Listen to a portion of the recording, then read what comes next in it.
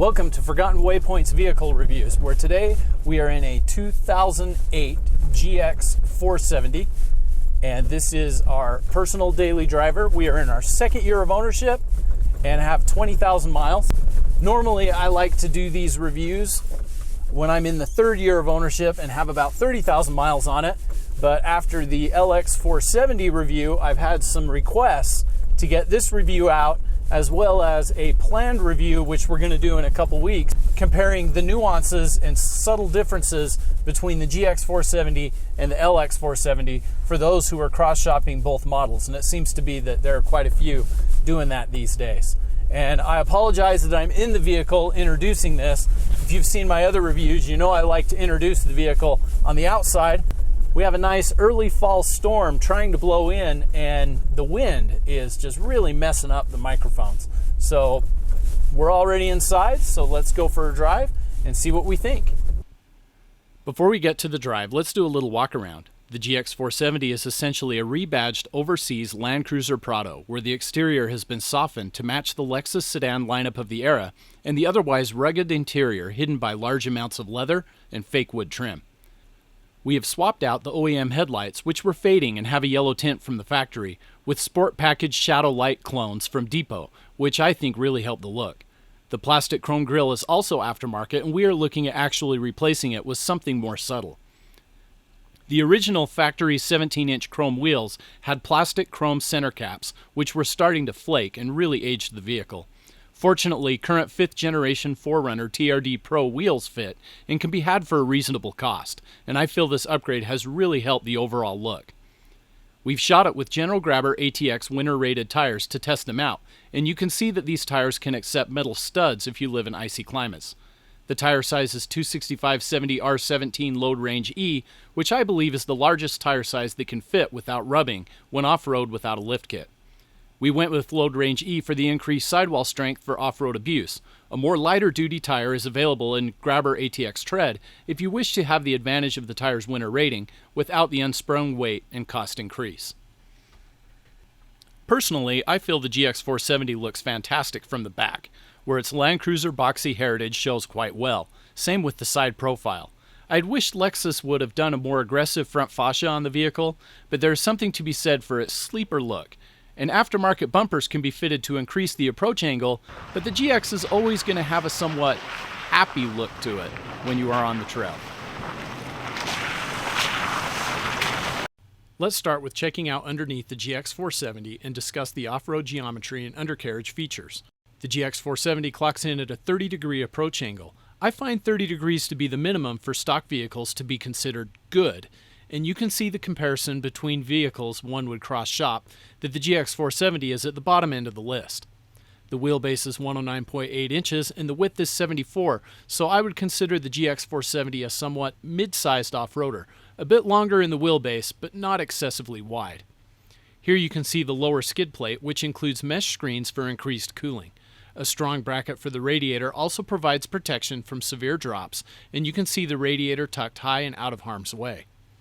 Next, we have the standard Toyota 120 chassis independent front suspension shared with the 4Runner and FJ Cruiser, although the GX's coilover struts feature adjustable shocks. The GX470 was also the first to include Toyota's patented KDSS hydraulic automatic sway bar disconnect system, only available on the rare Sport package, but this can provide increased articulation. The belly skid here is also steel, which is a nice touch, as many vehicles, including my 100 series, are hardened plastic. The extension skid or mud deflector is plastic, however, and shields the rest of the transfer case. Here's the center crossmember with some steel stabilizer brackets, which also offer some protection to the vitals in case of extreme breakover. At the back end, we can see the gas tank with its nice metal skid plate and the frame rails on the body-on-frame design. The frame not only helps the GX achieve a respectable 6,500 pound tow rating, but also provides nice attachment points for additional sliders, bumpers, and skid plates, which can improve both off-road geometry and protection. Moving forward, we can see the long lower trailing arms of the 4-link solid axle rear suspension, which does a pretty good job of compensating for the decreased articulation of the front's independent setup. The differential pumpkin is the lowest point, giving the GX470 a ground clearance of 8.3 inches, Again, this is on the lower end compared to the competition. And finally, the spare tire is tucked underneath, and despite a low-hanging exhaust and small muffler, the GX claims a respectable 29-degree departure angle, thanks to the air-sprung rear suspension, which in high ride height increases the departure angle. Standard height is only 25 degrees. And at last, you will see the tow bar wrap around the spare tire to maintain ground clearance, but restricts the maximum tire size you can fit underneath. Inside, each GX470 is equipped with Toyota's legendary 2UZ FE V8, arguably the most reliable power plant ever designed. In 2005, the V8 includes variable valve timing for an increase of 35 horsepower. This gives the GX470 a nice torque curve and makes it fun to drive and easy to control, but at the expense of overall fuel economy. All right, we're in the cockpit now of the GX470. Let's see what it's like to be the driver. We have the automatic seat controls, bright two-tone interior, the side airbag disable. You press and hold that and you'll see the light come on the dash. There it goes. That disables these side curtain airbags right here from deploying if you roll your vehicle, so that you don't total your vehicle because of the airbags deployed when you roll it over. I guess on a small roll, that could be the difference between thousands of dollars in repairs and just buffing the paint. But it's so hard to remember to push that button.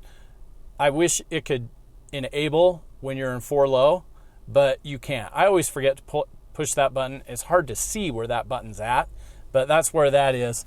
Then you have the defogger for the side mirrors. I've got a 115 volt outlet in the back, mirror control, dimmer on the dashboard, and center diff lock. And then obviously your controls on the panel right here.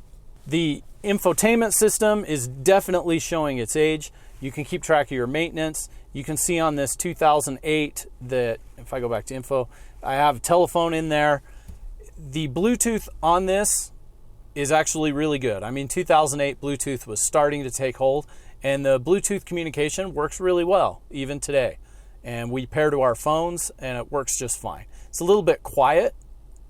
The microphone is a little bit quiet when you're talking, but other than that, it's fine. It goes up. You can keep track of your maintenance. You can set these yourself.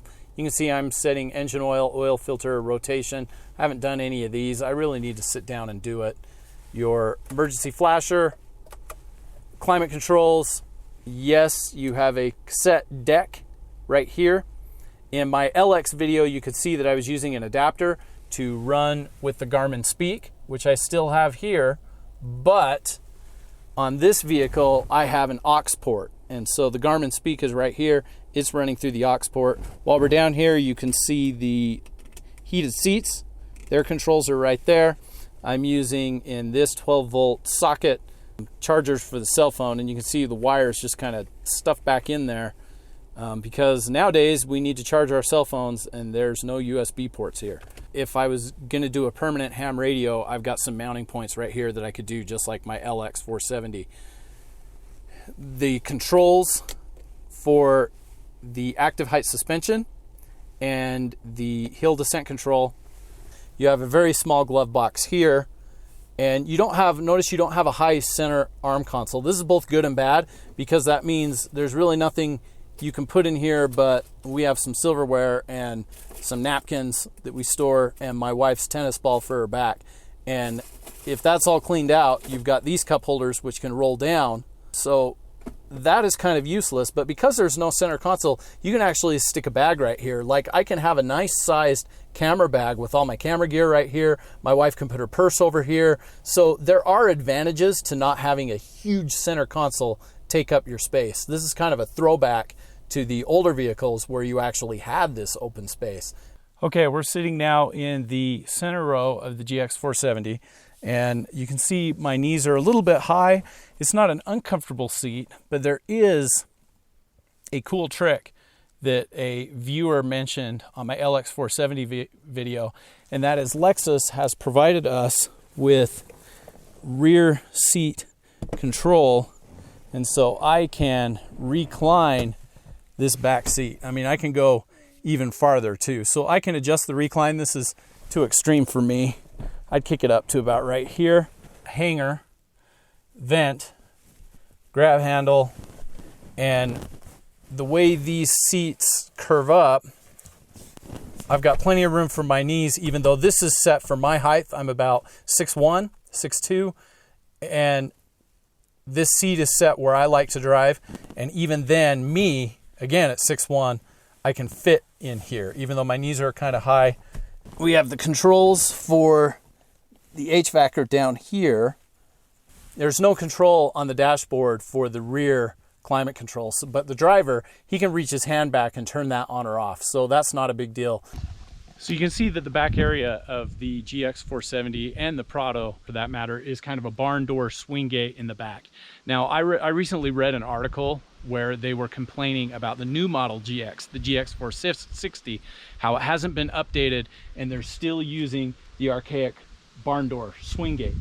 And that kind of bothered me because honestly, this is my second favorite style of gate. You can lock it here and it's not gonna go anywhere. I've heard that people have modified this back plane to accept the front runner Jeep table, which folds down, and then you can do your kitchen stuff here. And it is, when it's open like this, I was able to fold all the seats down and get a desk in. And we were able to hold the desk at good height and just slide it in. If you have a modern lift gate, or what's popular in America, if you had a lift gate, you pull that lift gate up. If the weather's cool or your struts are failing, the lift gate kind of bends down and you can see the curve of the vehicle. That lift gate now kind of curves as a clamshell. Watch it when you see a modern vehicle. And if you're tall like me, and I'm not super tall, but I'm just 6'1", when you go to take that desk or something and move in, you're always ducking under that lift gate to get in. Or if these struts are wearing out or it's in the winter, you're using your head to lift up the tailgate so you can get your gear in and move it down. So a lift gate, they're not a big deal. I've owned vehicles with a lift gate. My favorite is a tailgate, a split tailgate. Then your lift gate isn't very high. So if your struts are bad, it doesn't hurt you. But the tailgate comes down and then I don't need to buy a table right here to prep food or especially sit. I'm not sitting on the dirt. I've got a nice tailgate that I can sit on. That's my favorite. Next for me is this swing gate, the barn door swing gate, just like on the GX470 and my Land Rover Discovery 2. Finally, the lift gate. The only thing I can see as an advantage of a lift gate is the modern ones, you have the push button and it automatically raises for you and closes for you. And that's kind of cool in a way, but it doesn't really help you off-road having that automatic feature. That's more on a daily driver. For overlanding or whatever, having a nice open space, I'm really a fan of. So I quite like it this way. Let's take a look at this. You open this and it's got your, open this and it reveals the jack tools for your jack and spare tire. You got some storage here. You got provision for another, oh, wind's kicking up. You got some provision for another seat. You can see molded cup holders there. The Lexus first aid kit and a storage cubby here. The rear windows are manual in the back and they're just vents. And you also have third row air conditioning that you can see. Now, you can get that extra seat there, or you can pull them all out and put your cargo for your overlanding and off-road adventures. We like to run with one seat, optional, that I can rotate up if I need to. Again, on this side of the third row, cup holder, there's the 115 volt outlet right here. This pops up, and this is how you release the seat to take it out. It's very slick. You just push this in and it releases these clamps, and then you just grab this and just pull the seat out once you have it lifted up. Now, rear seat room, I do have a vent. I have my own grab handle. Those are nice details. You can see the rear seat room is just miserable here for me. Now, granted, just like the middle row, I can try to get me, and that gives me some relief retracting the seat back, but the downside is my head now kind of hits the roof. So this is definitely for kids in the back in this vehicle. And That's to be expected of a vehicle of this size. You're not going to want to sit adults in this third row. If you do need to put adults in the third row, you really ought to be looking at a bigger vehicle.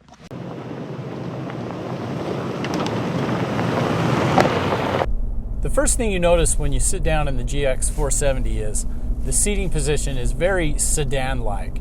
The way the dashboard layout is set out, I like to sit my seat lower. There's plenty of room. There's a lot of headspace in this vehicle. I like that too. You don't feel like you're in a cavern. And so I can raise the seat up higher and have more room, but then the way the steering wheel is set up, it's not as comfortable for me. So it is more of a sedan layout for me. I'm sitting down lower. This pillar is up a little bit higher than it is some of the more traditional SUVs. I guess the more modern SUVs, they're really high. But in this one, it reminds me of a sedan. Visibility is good. I can lean over and see my fenders really well. So there's no problem there. The hood is a little bit higher because I am sitting lower. Now, again, I can raise that up off-road. And I'd be interested, if you're a GX owner, do you like it higher or lower? I personally prefer sitting lower. And so that compromises some of my front visibility just a little bit. The dashboard is low in and of itself, so it doesn't hurt it too bad. The next thing you realize is that the steering is fairly tight. Your feedback, you can tell it's a heavy SUV, especially when you go in strong in the turns. But the V8, it wants to hug the road. It is a very sporty ride, in my opinion, for a body-on-frame SUV.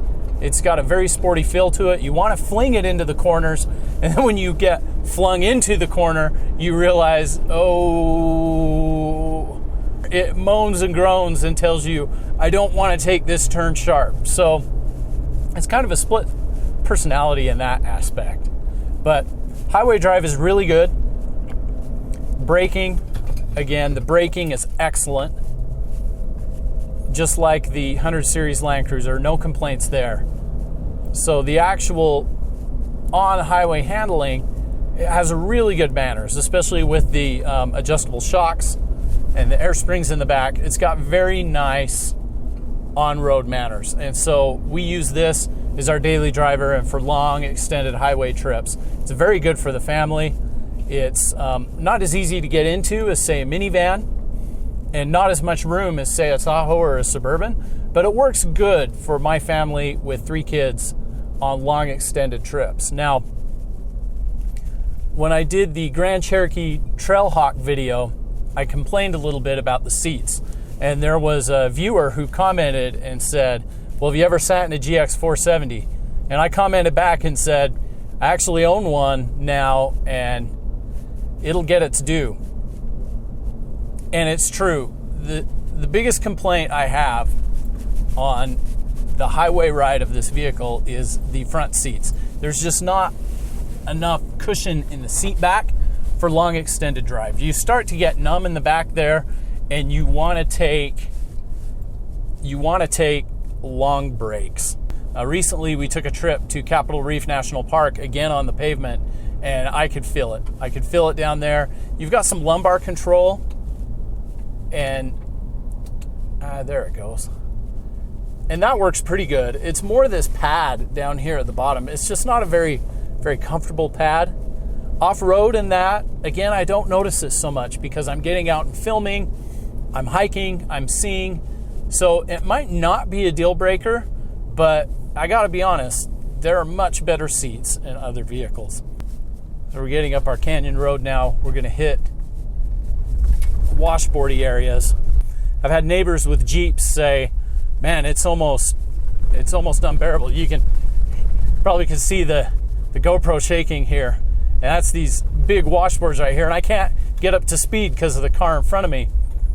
And the guys on the Jeep say this is just a miserable road. But right here, this type of terrain is where the Toyota solid rear axle plus the independent front suspension and the air springs in the back all kind of work together perfectly. And I'm on the harshest setting on my shocks. We'll get to that later. But even though I'm going the wrong speed on these washboards, I'm just eating them up. It is extremely comfortable. But he pulled off into a camp spot. Maybe I was following a little too close, but now I can get up to speed, and you can see I'm just eating them up. It just eats up these washboards and corrugations. I wouldn't say it's the best. I would put that on my L322 Range Rover that I had for a bit with the air suspension. That was magic. But this is not bad at all. It's better than the Hummer H3, which had torsion bar, my Tahoe Suburban, a lot of the other vehicles I've driven on corrugations. This is up there as far as comfort on the corrugations. We're going to talk a little bit about ride fatigue now. That's a very important metric that is somewhat understated when picking an overland vehicle. Is how do you feel at the end of the day when driving 12 hours plus on highway, off highway? And the ride fatigue on this, it's kind of mixed. If you are getting out and hiking and not sitting in these seats constantly, the ride fatigue on this vehicle is really good. We've done a lot of long trips into the Awapa. We've done some Moab trips, Imogene Pass in Colorado, and again, these family vacations on the pavement. And it's been really good. I don't feel too terribly tired, except for our trip to Capitol Reef just recently, where that seat really got to me and I was exhausted at the end of the day. And that's because we were trying to get home and we didn't take those stops. So I can't say this is the perfect vehicle for long distance comfort. I can't say it's good, but just be aware of that seat. That's something to think about. A little bit on for-high handling, which is kind of unique for this vehicle particularly, is, like I said, it feels tail happy because that torsion center differential, and you want to have fun in the dirt at 4-high, but the nanny electronics want to keep you in check. And the problem with that is, in high range, you've got the vehicle stability control that's active. And the vehicle stability control not only pulses the ABS to keep you from fishtailing, which is surprisingly easy in this vehicle, but it also cuts your throttle to get out of the fishtail. Now on the highway, I like this because if you're fishtailing, it's most likely because you hit black ice or you're hydroplaning on water and you want that power to be controlled so that you can get your skid under control. On the dirt, I personally don't enjoy VSC coming in and cutting my throttle, especially because what if I'm in the sand? Now I'm stuck. Or if the mud or whatever terrain it might be, or even on a corrugated road, I'm not sure I want the throttle being cut when I'm trying to control my vehicle on the dirt. I put that center differential lock on, not because I need it for off-road performance, but just so that kicks off the nanny vehicle stability control, which cuts my throttle and affects my handling. The GX comes with an active height suspension using the same controls as the Land Cruiser and the LX. I can adjust the shocks. I'll see if I can crank them all the way to comfort, quote unquote comfort. I can adjust the shocks, both front and rear, but the height control only works in the rear. If I kick it up, it raises the rear end kind of a stink bug, and that gives me a better departure angle and some ground clearance in the rear. And like any active height suspension, you get above 20 miles an hour or so and the vehicle kicks it off and sends it back down into neutral. It doesn't do anything up front. And in that case, if my airbags go out, I'm not sure I'll keep them because I just got a conventional suspension up front anyway. I might do a lift kit then. I've switched my suspension over to comfort and I'm starting to feel the body roll. I am a fan of stiffer suspensions, and so I almost always keep this cranked all the way to the right, maybe one click off if the highway is particularly rough. Off-road, it doesn't matter to me. But now I'm on comfort mode and all I have is body roll. In fact, I'm looking at the GoPro now and you can see the GoPro's just moving around, my head's shaking around. It's very uncomfortable. So I had hoped that maybe putting it in a comfort mode, I would be able to gain some articulation up front because it's softer on that independent front. And that doesn't seem to be the case. off-road in comfort mode, all I get is head rolling and jarring. The head rolling and jarring is not bad. It's not, again, because of the suspension design, it's not terrible. But when I crank this all the way to the sport mode and this thing locks down, it's not nearly as bad.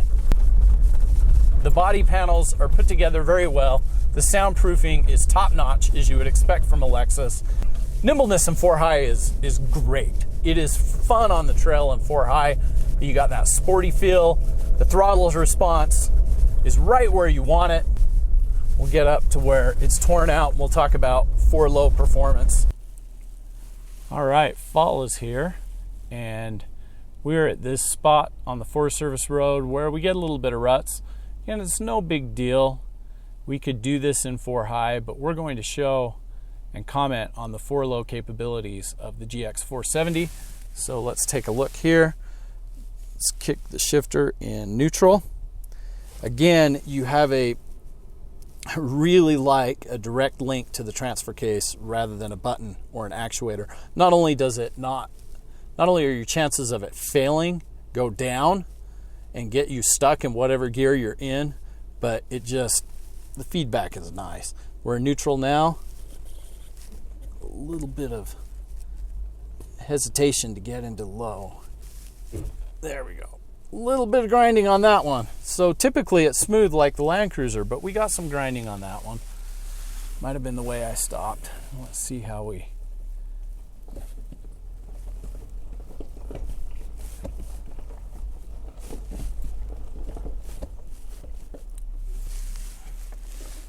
And there is your center differential. We'll kick that. Center differential light is going. We are also going to kick up, just for kicks, the high mode. You see that start flashing on there too. As we raise the rear end, if that flashes, you just need to move a little bit and it should sync once the differential locks. VSC kicked off. There's the differentials locked. Let's take a look at these ruts.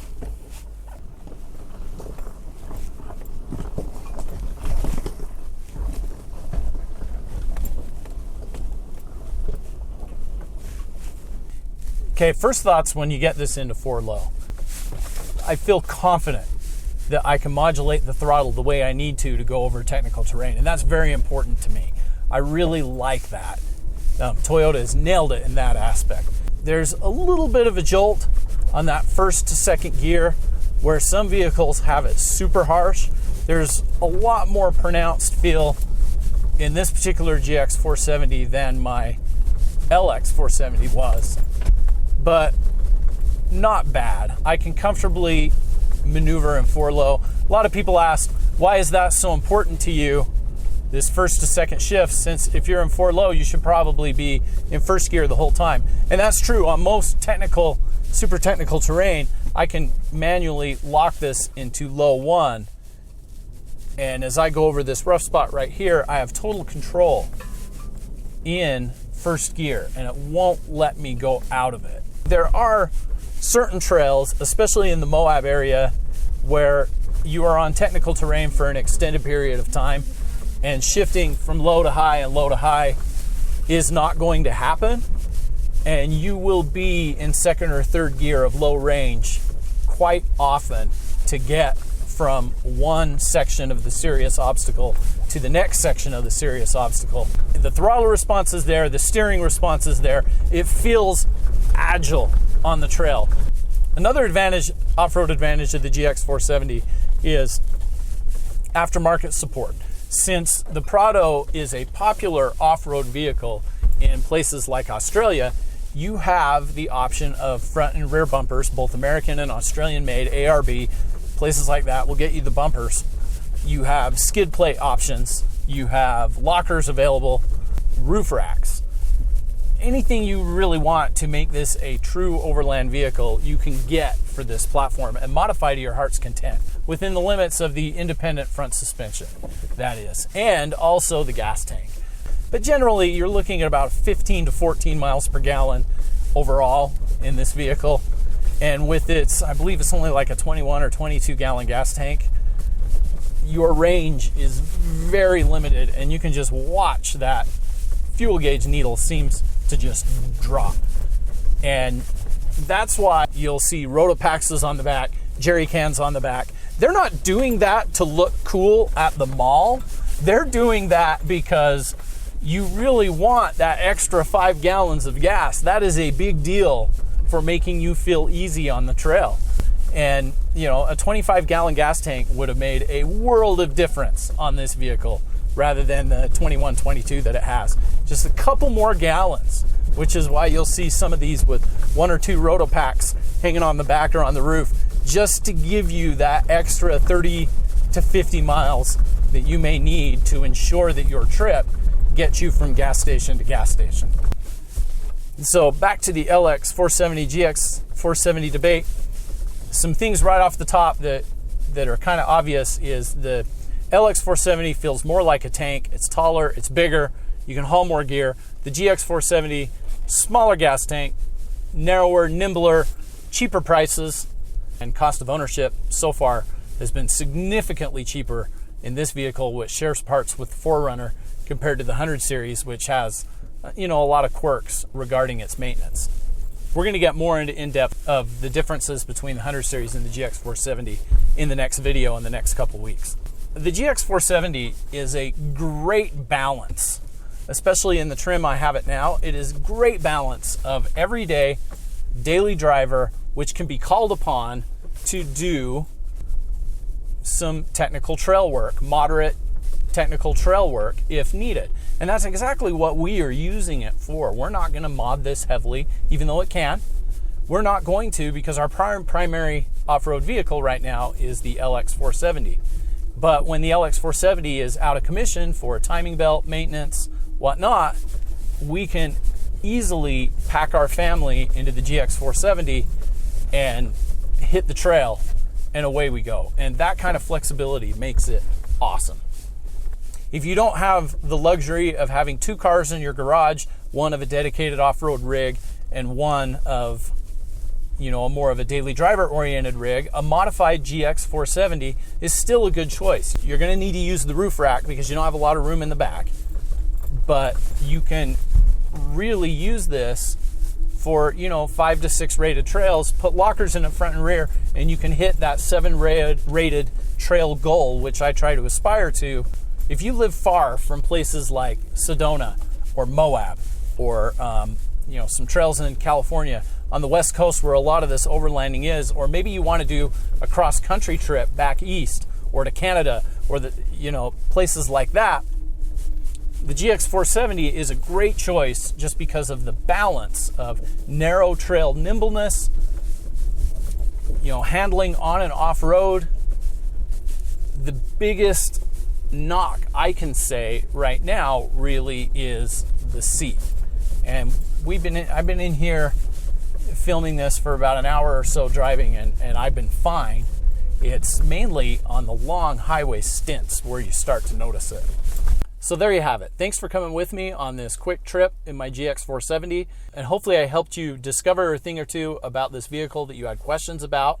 If you enjoyed this review, please drop a comment, like, subscribe. That is the best way you can give us positive feedback and encourage us to make future videos, future trail reviews, future vehicle reviews, and I hope to see you all on the trail.